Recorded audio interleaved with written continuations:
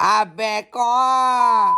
At dahil matagal nang hindi nalilinis si Duro na yan nga dinala ko dito sa may car wash dito sa may Dao. Para nga mapalinis ko na siya dahil napakadumi na niya. Ang dami na niyang pinuntahan. Galing na ng Bulacan, Candaba, Makabebe, pabidisang Melinis. Kaya naisipan kong ipa-car wash siya dahil tamad na tayong maglinis. Dahil paggising natin kailangan diretso na lang tayo sa gym o kaya kung saan man pwedeng magtambay. At nung paglabas ko nga dito sa may kanto namin dito sa may Kamatsiri sa ating Mandak, iisip ko kung paano ako babalik o paano ako makakauwi nito dahil wala akong dalang lisensya tsaka wala akong helmet na suot. At buti na lang nakilala tayo dahil alam nila na tayo lang ang pumapasok sa one way sa mga daan. Kaya kayo huwag kayong dadaan sa mga one way. Ako makyapos ka na ako, huwag kayong gumaya sa akin dahil baka po tamarakap kayo dahil baka mahuli kayo. Yan na nga yung finished product ni Kuya. Tingnan nyo naman, napakagwapo na naman niya ngayon. Halagang 150, hindi ka pa mapapagod. Ba't hindi mo na lang palinis sa car wash? Tingnan nyo naman, quality. At irati tinitignan ko lang yung mga big bike sa Facebook kahit wala tayong pambili. Palagi tayong tumitingin dahil baka makabili tayo ng mura. Pero ngayon, eto na. Ayan na si Duron. Kapogi na,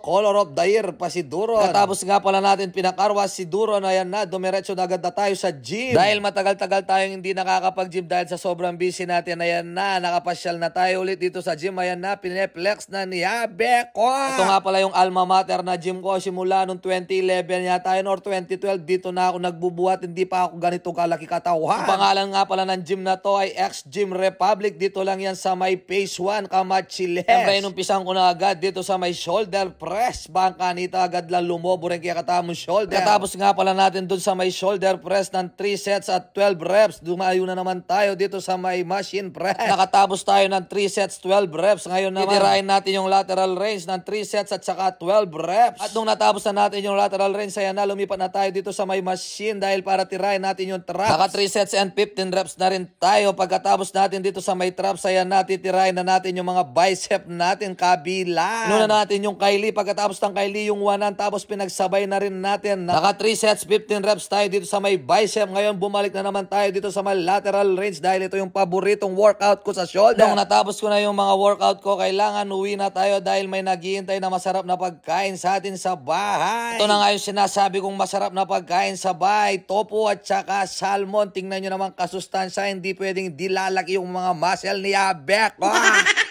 Tapos sinaluan ko na rin ng gulay. Yan nga pala yung kimchi. Dati hindi man ako kumakain ng kimchi dahil hindi ko gusto yung lasa niya. Ngayon gustong gusto ko nang kainin yung kimchi. Siyempre hindi makakalimutan lagyan ng lemon ng salmon para hindi tayo masuya. Kapag kinain mong walang lemon yan o hindi maasim talagang masusuya ka sa lasa niya o yan kanantane. Alala ko nung nasa Abu Dhabi ako pagkatapos ko nag-workout, eto na agad yung kakainin ko dahil palagi libre lang ang salmon doon. Kapalitan ko lang ng 3 Red Horse o kaya 3 Corona. Meron na agad akong salmon na 2 kilo. Wala man available na salmon, sigurado bibigyan nila ako ng beef para pang palaki ng muscle. Abe ko.